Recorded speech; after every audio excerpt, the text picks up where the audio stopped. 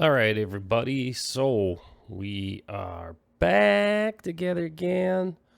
Uh, Let me check what I got. There we go. All right. Just peeking it up a little.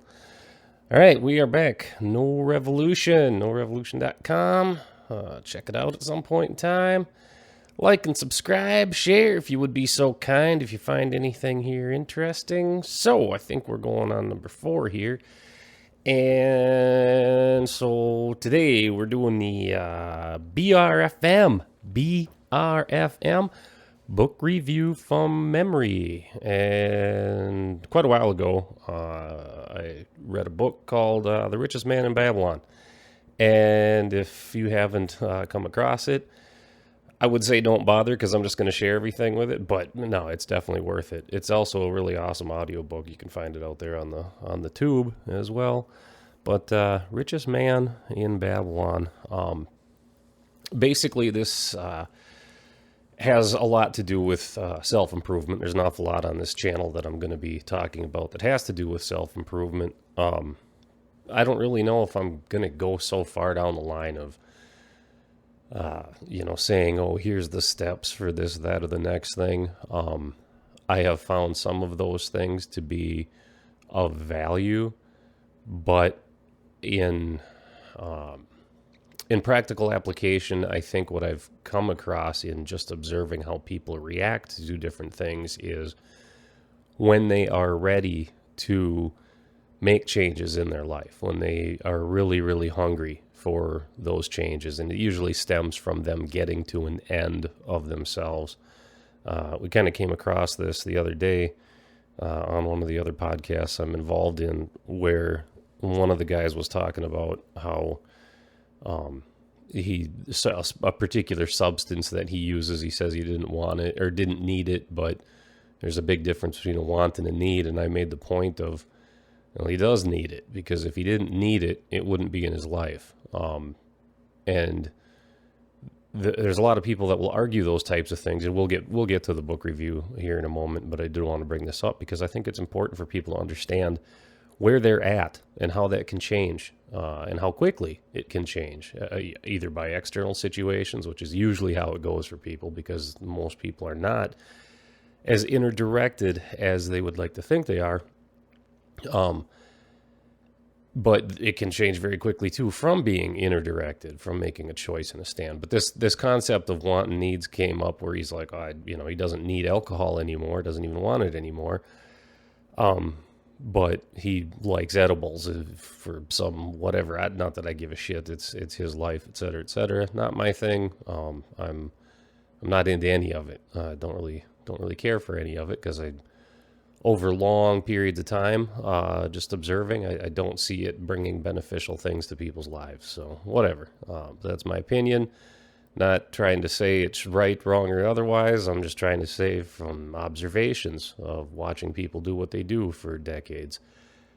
If it's not something that I'm seeing bring a net gain over an extensive period of time, it's probably not something I'm going to chase down and say, wow, they should really be doing that.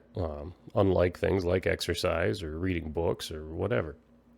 I'd say even reading the most useless books just for entertainment, that is still in and of itself a net gain, because you're keeping your mind sharp and you're also forcing your brain to accept a completely different point of view from someone else, just by seeing how they write, seeing what they write, et cetera, et cetera. But back to the whole concept of wants versus needs.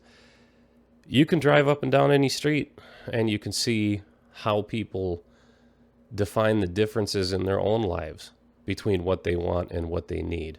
And people want to sit and say, or a lot of people will say, well, you only need food, shelter, and clothing. Well, okay.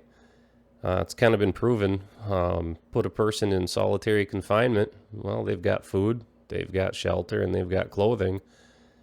And if you leave the human there long enough, they get sick, and a lot of them die. There's very few people that can handle that type of isolation, just because it's not who we are. There are outliers, that can deal with it. Just like there's outliers who genetically have, physical gifts that most people don't have, whether those things be height or just a heightened sense of athleticism, et cetera, whatever it come down to. But the wants and the needs, they show up in what people are surrounding themselves with, and that changes. That's also a thing that's it's not set in stone. It's not a stasis item. It's a dynamic thing. It does change. There's a lot of people that thought that they needed certain things, and so they had them in their life, and then they realized that wasn't fulfilling what they wanted, and it just was never part of their life again. But when it comes to things like, anything really, yeah, if you didn't need it, for whatever. I mean, a lot of times people will buy shit or they'll incorporate things into their life that they think they need, and actually all it's doing is it's serving a deeper need or a different need. Like somebody may have a fear of not having enough or whatever. And so whenever they see something on sale or, particular items on sale or particular things that they may have an affinity for, they have to go out and buy that thing. And it's not actually fulfilling. It's not like they needed that particular item, but they needed the security that having an additional item gave them, because that's the need that they are fulfilling, whereas somebody else doesn't have that need. So they're not even going to have that thing in their life, and they're not going to have all the extra clutter that comes with it. But at any given point in time, and particularly when it comes to substances, I take a look and I say, people can say, "Oh, I don't have to have it." Well, if you didn't have to have it, it wouldn't be in your life. Just like people who are extremely successful at certain particular things, exemplary in their what do you want to call it, proclivity for dominance over those particular things. They need to be that. At that level, that's their expectation level in themselves, and if they're not at that expectation level, they're not happy, and they're not going to be happy. They may as well be in solitary confinement, stuck away someplace, because it's not just a want for them, it's a need. Whereas a lot of people would take a look at their life and the things that they may own because of their obsession over that particular issue or item, and they'd say, it's just wants. Well, okay, if it's just wants, then we'd all be cookie cutter variants of the same thing in all the same housing and all the same shit, no matter what. And we'd just stare outside the window and go, "Oh, I'd really want that. I'd really want. And we'd be okay with it. But that's not how we are, because we're subjective in a lot of areas. If we feel we need to be at a different level of life, we're going to do everything we can to get to that different level. So anyway, that's a little side rant, wants and needs. But back to the BRFM book review from memory. Yeah, Richest Man in Babylon. Two big takeaways from that. It basically had to deal with a couple of guys that got together in a conversation wondering why, after decades and decades of being successful at their particular trades, as in proficient at their particular trades, effective, efficient, built good stuff, provided good service, they were still basically living denary to denary, or paycheck to paycheck, whatever you want to call it. And they were wondering why. And so in the end, what they boiled it down to was they weren't focused. They weren't focused on how to gain wealth, how to become more wealthy or more financially independent, whether it be through the use of their trades or learning how to accumulate money by using the skill sets that they presently have. So my takeaway from that was significant a long time ago. It did a lot of good for me in a lot of areas. But the biggest, I think the two biggest things or three actually, there's three primary things that I took away from that. The first one is saving. Okay, learn how to save. And that, Yes, it seems tedious and it seems boring and blah, blah, blah, blah, blah. But the fact of it is that gives you more financial independence because it gives you more room to move later after those savings have accrued. And according to the book, they said a minimum minimum of 10%. Every penny, every dollar you earn, whatever it is, pay yourself 10% of it at minimum, or as much as you can before you pay everything else, and get yourself on a budget. That takes discipline. When I first put that into practice, it was quite some time ago, but when I first put it into practice, it wasn't long. It was ridiculously short period of time, actually, in which, and when I say ridiculously short period of time, even after just a year, I saw a change, not only in what I was able to do financially, which at that point in time really wasn't much, but it was more than I'd ever been able to do before, in the sense of acquiring certain things. I was able to, because of that, I was able to acquire more faster. I could take that money and invest it. One thing I was good at the time was, and still good at now, is flipping cars, buying cars that needed, some small repairs, and doing the repairs, whether it meant an engine change or whatever, didn't make any difference to me. But I could buy a car, a very, fairly nice one that was, maybe 5-6 years old, and it would be something that other people, a standard shop wouldn't invest the time in it, simply because at the standard shop hourly rate, they wouldn't have made enough on it. But for an independent person doing it on the side, if you didn't have, $5,000 or $10,000 or whatever to throw down on a good used vehicle with a bad engine or bad transmission or whatever, that somebody else was just trying to dump and get out from under, it wasn't, to me, it was an opportunity. But if I hadn't set the money aside in saving to be able to do that, I wouldn't have been able to afford to make those moves. So not only could I, buy another used engine, and used engines are not that expensive at all when it comes down to it. And so within 2 weeks, of just piddling away, working on something on the side, I could easily make a $5,000 to $10,000 profit off of that. So I could double my money in 2 weeks. Now it would take me, at that point, the way it was working is it would take me nearly a year. That first time around like that, obviously, took me nearly a year to get to the spot where I was able to buy the nicer vehicle, in which to do the engine swap, et cetera, et cetera. But then it only took 2 weeks to double my income. And that was while I was still working my full-time job. Okay, so, and it wasn't hard work. I mean, for me, it's something I already knew, I was proficient at, et cetera, et cetera. Again, that's one of the lessons, is take what you already know and what you're already good at and put it to work, okay? Now, you're doing that already in your daily life with your standard job. So find a way to make that either more effective, or it will give you the opportunity, once you have a little bit of capital, to take that capital and invest it. Now, one other key part of that is, if you're good, like me personally, I didn't go out and buy some rare vintage wine of some sort, thinking that I could put that out on auction and make, double my money that way. And this is a big lesson in the book too. This is lesson number 2. And that is, in the book, the guy makes the mistake of, because he's being taught by an older guy to set aside this money. So then after the first year, the guy asked him, he goes, well, what have you done with your savings? And the first time around, he said, well, he threw himself a big party and all that type of stuff. And the guy basically said, well, you're an idiot, so do it again.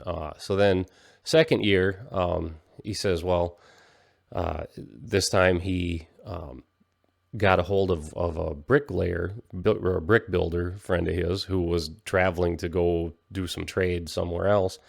And he said, hey, well, you're over there. Here, take my money that I've saved and invest it in some jewels. And, when you come back with the jewels, we'll sell them and we'll make a good profit on them. It sounds like a really great idea. Well, he went ahead and did it. And the old guy asked him, he said, well, how'd it go? And he says, well, we got swindled because, it would ended up just being some colored glass, that he got sold. And the guy just basically said, well, you're an idiot, start over. And the lesson there was, don't trust a brick builder to know what the hell he's doing with jewelry. Leave a brick builder to building bricks, or that type of stuff. And I've seen that in a lot of other variations in other, what do you want to call it? Other avenues, other people that are in these types of fields where there's actually a particular course I went through. And one huge lesson in that was, don't take advice from anybody who's not a specialist in that particular field. And if you're hearing people give advice or talk about certain things that are not experts in the field that they're dealing with, tell them to shut the fuck up, or just walk away. Don't listen, because they're not experts. They're not going to know, A long time ago, when somebody I was involved in a relationship with, she was going through some rehab stuff. I had my head up my ass even being together with someone like that, et cetera, et cetera. But that was a long time ago, and I've made a lot of changes since then and learned a lot of shit since then. But anyway, I went through her outpatient rehab shit with her because, you're supposed to be all supportive and stuff. And after a couple of visitations, the counselors asked me, and this was almost 20 years ago, but the counselors asked me, well, what do you think of it so far? And I just looked at it and I said, you want my honest opinion? I think this is the dumbest shit I've ever seen in my life. And they're like, well, why? I said, because you've got a whole room full of people with the exact same problems, and not one of you in the entire room has been able to live a life without having this exact problem. And so why the fuck would you try to learn how not to have a problem by people who have had nothing but this problem be the central focus of their lives and why they're having so many problems? It's kind of like, if you're going to go learn, if you want to be, this makes so much sense in so many other areas of life. Like, you don't go, if you want to be a good basketball player, or even if you just want to, have a good tailgate game, whatever. If the whole purpose of your afternoon is to go out and shoot hoops somewhere with somebody, you don't go to a fucking baseball field and say, hey guys, let's play some basketball. That's the dumbest shit in the world. But people do it all the time. And there's even, obviously, because dealing with you'll hear my opinions of the state, but state-sponsored and state-funded shit like rehab centers and stuff like that. How fucking ridiculous is that crap? Because that's exactly what they're doing. They're saying, oh, here, this is what, No, if you want to get better at something, you find people who are good at it already and go learn from them. And oftentimes, just from internalization, I know I used to have this chip on my shoulder in those areas, is you'll have an attitude with the people that know the most about it, which is, they're just going to be judgmental and all that other type of stuff. And the reality is, no, they're not. They're actually going to be very helpful, but they're also going to be very direct. If you need to make a change in your life, they're not going to bullshit you about it. They're going to tell you, well, before you're at this point. I remember there was a guy that he was one of my customers in doing some specific yacht work, as I used to do a lot of custom fabrication on yachts. And we got into some philosophical discussions, et cetera, but he told me, he goes, this is interesting having conversations with you, but in order to get to a level where we can actually really start to debate or have some decent conversations here. And he had spent the time, actually. He gave me a list of 10 books that I need. He said, before we continue anymore, just so that we can actually be on the same page, this is what you need to do first. Because then when you come back, you're going to actually have some of the linguistic capabilities to discuss these things, because there's names out there for the things that you're talking about. It's just that you haven't spent the time learning what they are, and which is okay. That's fine with me. One of the books he had me read was from a guy named Eric Hoffer, and it had to do with mass movements and other things that have to do with what do you want to call it? Like conformity bias or confirmation bias. Let's just like when people are in large groups, like the mass hysteria, concepts, and that can deal with religious issues, social issues, political issues, all sorts of different things. It's a very interesting read on that, and quite a few other books too. I mean, obviously, like I say, a list of 10. I read them. within a month, I had, broke through all that type of stuff. And from that point in time on, looking back, I realized, yeah, I probably didn't need to read them, but out of courtesy, because the guy was an interesting fellow and we had good conversations, I enjoyed it. It was worthwhile. But anyway, the whole point, back to the issue of the book review, is don't take advice from people who aren't specialists. And I'm not saying that some people won't have some good ideas and all that type of stuff, but for Pete's sake, learn to think for yourselves, because it's not going to hurt you. And one of the biggest things to discern is, it's like if you got a toothache, you don't go to your auto mechanic. This stuff is not rocket science. If there's something you want to get better at in your life, go to somebody who's already got it mastered, and particularly probably the best people are the people who never struggled with the things that you're struggling with. Find them. They're out there. They're not that hard to find either, just because they're basically going to be opposite of you in those particular areas. And see how they live their life. See what their patterns are. Emulate those patterns. Ask them, what do you do? What is the difference? And as you start, because there's a lot of times where in changes in life, you can do it one of two ways. You can either learn and understand the philosophy behind it and take it from that aspect, which is a lot of times how I approach stuff, or you can do it by the reverse process-oriented way, where you just do, and because you are doing, you therefore then become that thing. Like, you can learn everything there is to learn about how your body responds to exercise and diet and all that other type of stuff. And you can spend a lot of time doing that. You can get the in and outs and all the information. Now, that time could also be spent in the gym or going for walks or going biking or whatever. And if you just either way, you're going to have to put the time in. What you're going to find is that if you spend all this time biking, if you spend all this time, hiking, walking, whatever, just getting out and exercising in the gym, your body's automatically going to respond in kind, and it's going to start not wanting certain types of foods, the type of crap that you probably used to eat. So your diet is going to kind of automatically fall into shape. Now, if you've got specific goals that you want to make, then, taking the more philosophical or practical approach on getting into the little minute details and the minutia of things, that could be pretty important along the way. But to begin with, a lot of times, just go do. Taking massive action and just making something happen brings people way further a lot of times, or just at least getting them going to begin with. Most of the time, it's just starting that initial thing, whatever it is, that gets people, into the way of life or the patterns that they want from here on out. So anyhow, and so the second part of that was obviously, find people that are already good at it and then learn from them. And the other thing that the book really impressed upon me was, because I had 3 points there to begin with, and now I trailed off. Jesus. Yeah, well, that was interesting. So I guess that must have been it, because the third point didn't really stick with me too well. Here, hang on 1 second. I'm going to go back and read, because it was important. Hang on. Okay, yes, it came back to me. Well, I really wanted to. Yeah, it was basically two things, but the second is actually 2 parts, really. Now, the biggest takeaways on it that if a person said, here, step by step, you absolutely want to be able to gain, traction financially, pay yourself no less than 10%. Put it away, okay? That means after a year, you can go back and do something with it and have something more effective to work with and reinvest it into something that all right?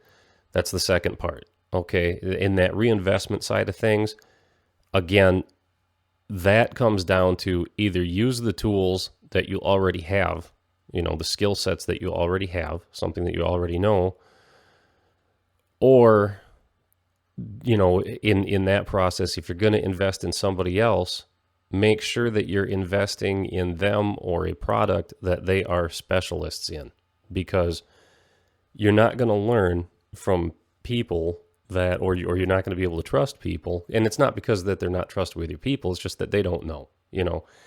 You wouldn't hand, your hard-earned money over to somebody to say, here, double your money. And if the person is looking at it saying, hey, I've never done any of this stuff before whatsoever, but I think that this is a really great deal, and they've never learned from anybody else who really knew what was going on, well, now you've just taken your money and you've taken a massive risk and a massive gamble, and that's not the smartest thing to do. Now, according to the book, that was, that's the book's take on it. I know that there's people that are higher risk takers than that, but that's basically gambling. So if you want to gamble, plenty of places to be able to do that at.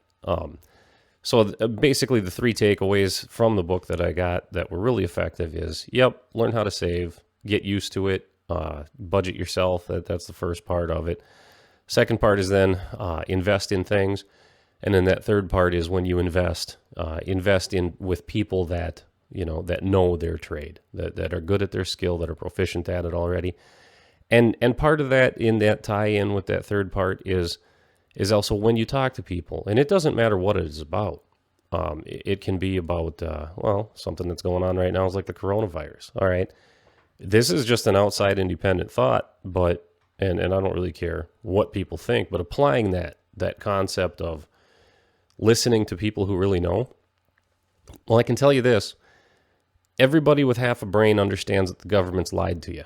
They lie to you all the time, or they lie by omission all the time. And you don't know, if you try to track where your tax money's going, even at the city level, it's almost impossible. If not, sometimes plenty impossible. They'll basically tell you to fuck off. And then they'll make life very difficult for you if you do try to track it down. A friend of mine actually looked at the licensing situation here recently on a wheelage tax. There's a wheelage tax that says we're going to tax you for basically having a vehicle in your driveway. Okay, well, he doesn't own a driveway. He doesn't live in an apartment complex. He's off the grid completely. He lives in a mobile environment. He doesn't have a driveway. So when he brought up the fact, it's like, how can you tax me for something I don't use?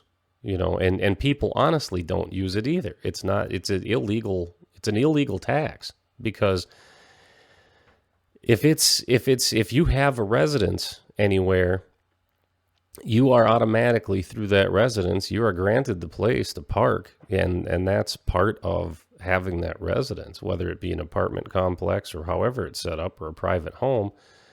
And having a wheelage tax, as the definition of it, from what I understood, had to do with, because you're going to park on the street or some stupid shit like that. It's like, well, that's actually covered in other areas. So the government's double dipping all the time in things illegally.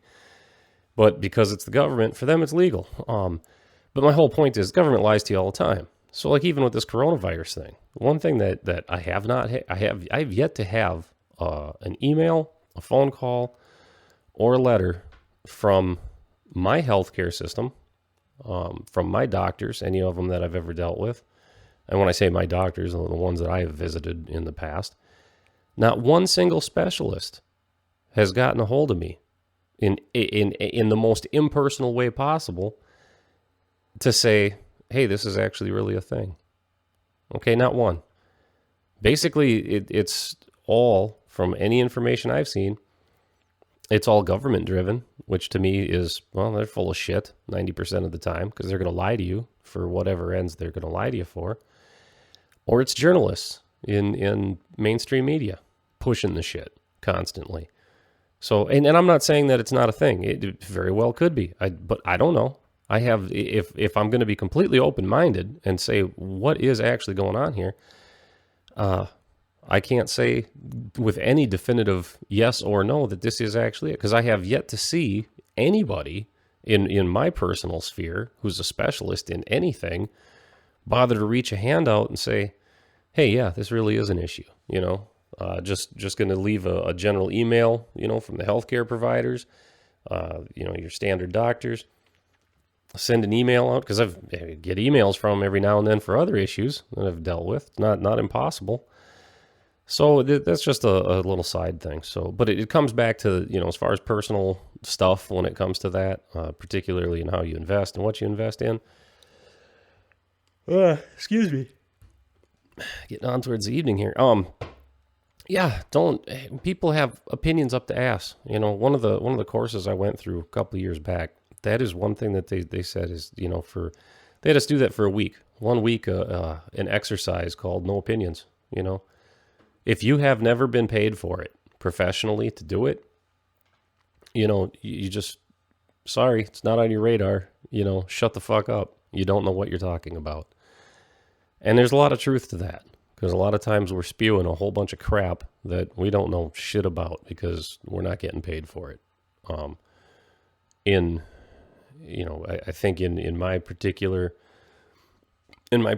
line of occupations and things I've done, and things I still do, I have an extremely wide, array of those things. So there's, I cover a lot of ground in a lot of these areas, but I also get paid for it. It's also part of my profession.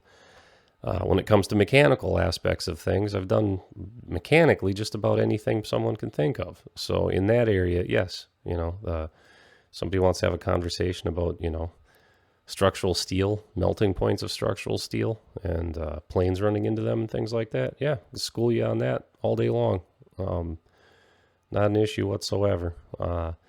Anybody want to talk about, good vehicles, et cetera, versus bad vehicles, et cetera? Yeah, no problems. People want to talk about PLC programming, that type of stuff. Yeah, no problems. People want to talk about social issues, counseling, that type of stuff. Yep. Paid for that shit too. So, there's all sorts of different things to go on, but it all comes back to, is it valid? Test it. Test the theories, test the hypothesis, test what people are saying, see if it's worth shit. But anyway, that's it. BRFM, book review from memory. That's a book that I remembered a long time ago, The Richest Man in Babylon. Give it a listen. The YouTube, if you just type in The Richest Man in Babylon audiobook. Whoever did the transposition from obviously reading it to putting it out there in audio form, the guy who did it did a really great job. It's a fantastic story just to listen to, and there's like 3 different parts to it because it goes through a couple of different generations of people from different sides of the spectrum. It was written quite a while ago, but it's an interesting thing, and the lessons hold true. They absolutely do. I used them in my particular life, and that was at a time when I didn't have a whole lot of direction. I went through some interesting things in life. My past is my past. We all have one. And it's all about moving forward, figuring out where we want to go. A lot of times that's the hard part. But as far as practical application is concerned, with a lot of self-help stuff out there, there's an awful lot of what I want to call it, like woo-y stuff, like, if you just, think these things, et cetera, et cetera. Yeah, the state of mind is huge, definitely. But this was a book that was handy because it gave you definite clarity of practical application, and I can guarantee within 1 year, if you follow even just the thing of saving, okay, if you follow that at the end of a year, even at the end of 6 months. The fact of it is, if you've never ever, if you're young and even if you're old, if you've never bothered saving before, ever, it's never been part of your regular routine, even within half a year, you're going to feel better about yourself. You're going to feel better about where you stand, simply because you will be giving yourself more control over your life. And that's huge, because the more you're able to direct your life and where you go, even if that's not even a big thing. That's just a small thing, If you can't save 10%, save 5%, but somewhere along the line, I can guarantee you can rip apart just about anybody's life, and you can find a place where they're, spending an awful lot of fluff, and they don't need to, they really don't. And they think that it's giving them something, but it's not, and so there's ways around that. But as far as a book that had a lot of practical advice in it, that was great. And the story on it wasn't boring at all. So Again, BRFM, book review from memory, Richest Man in Babylon. Check it out. Anyway, thanks a lot for listening. Hang out as long as you want with other ones that are on here too. KnowRevolution, KnowRevolution.com. You guys take care. You ladies take care. Everybody take care. And hit up my friend Frankie McDonald, because, be prepared. Stay safe. He's awesome. So, absolutely. But you guys take care. We'll talk at you soon.